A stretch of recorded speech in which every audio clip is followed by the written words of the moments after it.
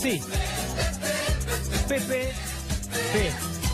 Programa de participación público-privada. Así, ustedes van a leer esa sigla por todos lados durante las próximas semanas.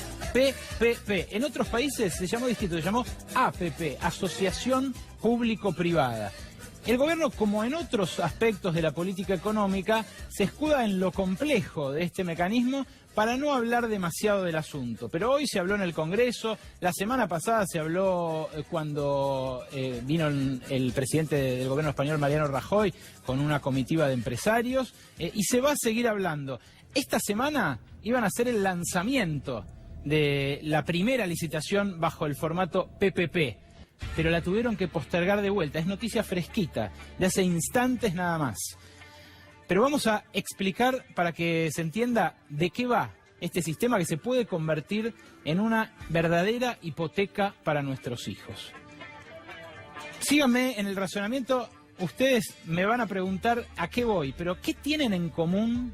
¿Qué tienen en común un hospital en Lesoto, una nación pobre enclavada en el medio de Sudáfrica, una red de autopistas en Madrid, un aeropuerto en Bogotá, una autopista entre Atenas y Olimpia, un hospital en Londres, una represa en Uganda y las cárceles de Chile? Bueno, lo que tienen en común es que todos fueron hechos mediante la modalidad PPP, la participación público-privada. ¿Por qué cree el gobierno que encontró la piedra filosofal en esto? Bueno, la obra pública desde las elecciones del año pasado viene cayendo abruptamente en la Argentina. Viene cayendo la obra vial, la obra en viviendas y la obra en caminos que se refuerzan. O sea, las rutas que se convierten en rutas seguras, las rutas seguras que se convierten en autopistas y así. Toda la obra pública cae después de un esfuerzo electoral que llevó adelante el gobierno para llegar justamente a las elecciones a todo ritmo, como tratan de hacer por lo general todos los gobiernos. Ahora, como quieren continuar con el ajuste fiscal, pero llegar a las elecciones del año que viene con la obra todavía en marcha, apuestan a que la plata la pongan los privados. ¿Cuál es el problema? Que eso, en otros países del mundo, llegó a ser hasta 3 veces más caro. Arranquemos igual desde el principio. ¿Qué es y cómo funciona el proyecto PPP? La privatización de la obra pública. ¿Qué es? Es una modalidad financiera, es básicamente un esquema nuevo de financiación de algo que hoy se hace de una manera mucho más simple. El Estado decide hacer una obra, llama a privados y les va adelantando el dinero. En esta nueva modalidad el privado paga la obra y el Estado es el que garantiza el recupero. ¿Cuál es el antecedente y por qué esto no es una novedad en realidad? El antecedente son los trenes ingleses antes de Perón. La red ferroviaria argentina se hizo mediante una modalidad que en ese momento no se llamaba así, porque no había tantos economistas graduados en Harvard y en el MIT para ponerle nombres ampulosos a las cosas, pero consistía básicamente en que un país atrasado, agrícola como la Argentina, le decía a un país industrializado como Gran Bretaña, venga, haga la inversión, traiga su conocimiento técnico y haga los ferrocarriles que usted después lo va a tener durante 10, 20, 30, 40 años para explotarlos y recuperar ese dinero. Claro, después cobraban lo que querían, traían su personal para operarlo, no hacían transferencia tecnológica alguno porque los ingenieros venían y luego se iban de vuelta a su país y sobre todo decidían ellos cómo lo hacían. Esta pérdida de soberanía en la definición de obra pública llevó a que Argentina sea un país en forma de red, en forma de telaraña hacia Buenos Aires. ¿Por qué? Bueno, porque lo más rentable era eso, era llevar las mercancías al puerto. En la Argentina de 2018 también hay obras públicas que son más rentables que otras, pero el Estado lo que hace es tratar de equilibrar eso, definiendo qué obras son estratégicamente necesarias y luego citando a los privados para que el que ofrece hacerlo más barato lo pueda hacer de manera más barata. Esto reedita la historia de los ferrocarriles ingleses antes de Perón y convierte este mecanismo en una hipoteca, como decía, que van a pagar en 20, 30 años tus hijos, mis hijos, cuando se estén casando, tratando de independizarse o de utilizar simplemente el dinero que tengan en algo que no sea pagar esos trenes, esas rutas, esos puentes caros que se van a hacer ahora mediante la modalidad de PPP. ¿Qué promete renovar el programa de participación público-privada? En principio, la primera licitación prevé hacer 2.500 kilómetros de rutas nacionales, 810 kilómetros de autopistas, 1.500 kilómetros casi de rutas seguras, pero también centrales eléctricas, viviendas, hospitales, cárceles. ¿Y saben qué obra también? La obra faraónica que quiere dejar como herencia Mauricio Macri cuando termine sus 2 mandatos presidenciales, que ya los da por hecho. El RER, la estación debajo del obelisco que va a conectar el tren que viene del norte con el tren que viene del sur, con los subtes que vienen de la ciudad de Buenos Aires. Eso, que es una obra faraónica de más de $1.000 millones, no lo va a pagar el Estado, ni va a tomar deuda para financiarlo. Simplemente lo que quiere es que lo tome una empresa privada y que después cobre para recuperar ese dinero invertido. ¿Quién impulsa este mecanismo a nivel internacional? El Banco Mundial, igual que las privatizaciones. Hay cantidad de textos del Banco Mundial que impulsan la participación público-privada como forma de que el Estado deje de gastar o evite gastar, reduzca el déficit y aún así haga obra pública. El G20 también lo impulsa. Las grandes contratistas europeas que vinieron con Rajoy la semana pasada, como Abertis, Acciona, Siemens. Y, de manera infaltable, la patria contratista criolla. Los contratistas argentinos, como Roggio, Chediak, Helport, las grandes contratistas que se sientan en la mesa de la Cámara de la Construcción y que hicieron hasta ahora las obras públicas del anterior gobierno, van a ser las socias menores, la pata local de estas multinacionales que aterrizan con todo y que tienen la verdadera capacidad para juntar esa plata en el mercado internacional, en Wall Street, por ejemplo. ¿Cómo funcionaría? Además de quién lo impulsa, ¿cómo nació en Argentina? Bueno, lo aprobó el Congreso Nacional en fines de 2016. Se crearon secretarías especiales en el Ministerio de Hacienda, el de Finanzas y el de Transporte. Durante todo 2017, esas secretarías trataron de tentar a las multinacionales para que se sumen. Sin éxito. No lograron tener una gran convocatoria. Por eso se postergó una vez la licitación, hace un mes y pico, se iba a hacer este viernes y esta tarde se postergó de vuelta para el martes que viene. ¿Por qué la postergan?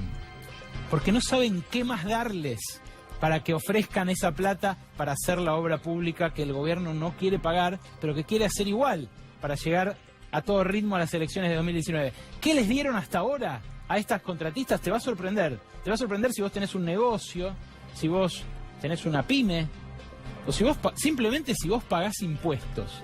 Les acaban de condonar ganancias e IVA a estas compañías.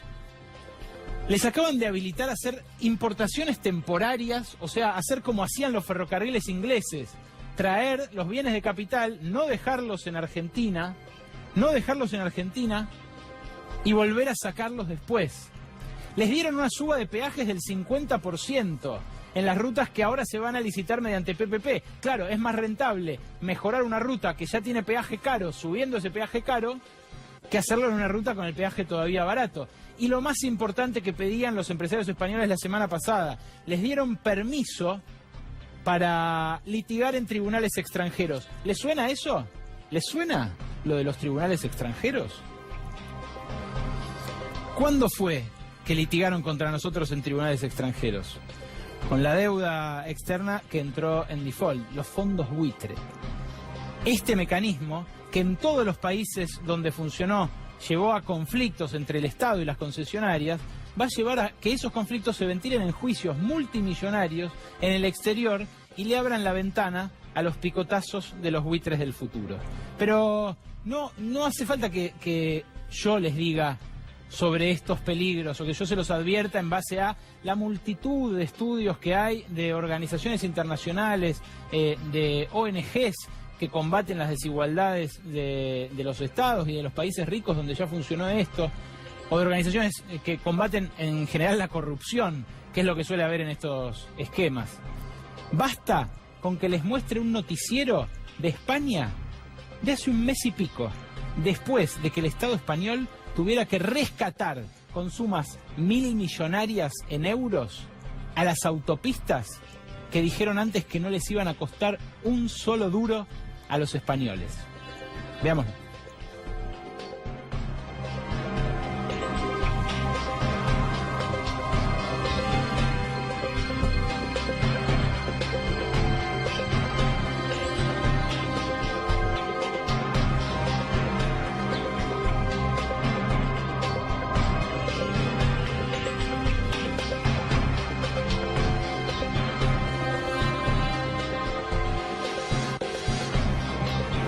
Dámelo de YouTube, dámelo de YouTube.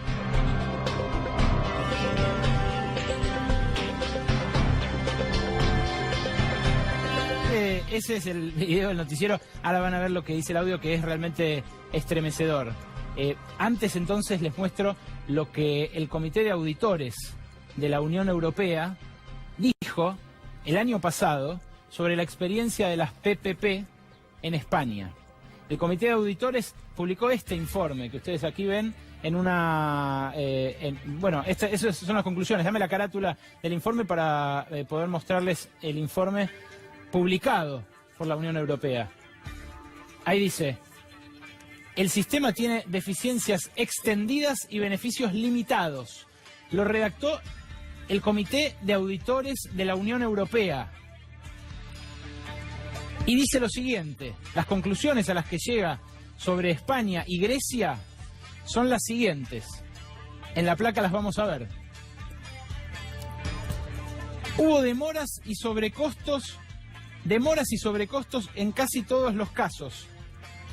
Por el tamaño de los proyectos, pocas empresas pueden hacerlo.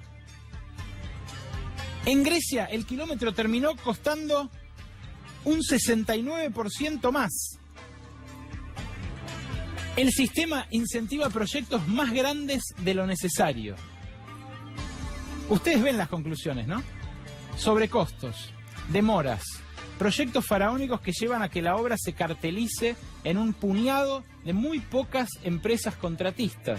Y finalmente, la cesión de soberanía, que implica dejar que los privados decidan qué obras hacer y cuáles no hacer. En España, la ministra de Fomento del anterior gobierno conservador había prometido que no le iban a costar ni un solo peso estos proyectos faraónicos, estas autopistas, al contribuyente español, ni tampoco al usuario español, que no iba a pagar tarifas excesivamente caras. Finalmente, el mes pasado, el Ministerio de Fomento español tuvo que rescatar con más de 9.500 millones de euros a las autopistas que quebraron en España después de esa historia fallida. Ahora sí, el noticiero español que lo dice con el acento de ellos, véanlo. Saldrá el rescate de las 8 autopistas en quiebra, una obra monumental que ha resultado ser un fiasco, aunque no todas las partes corrieron el mismo riesgo en su momento.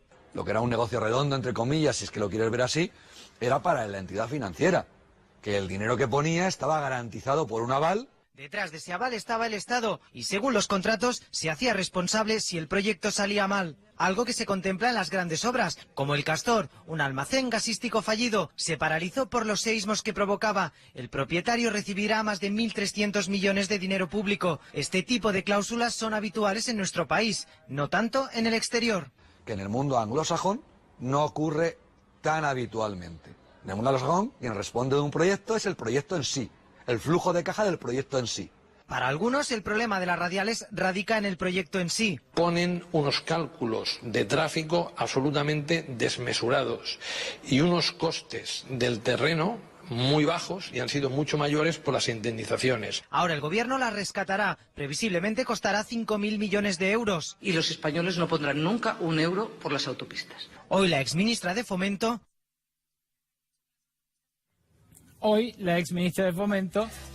tiene que pedir disculpas.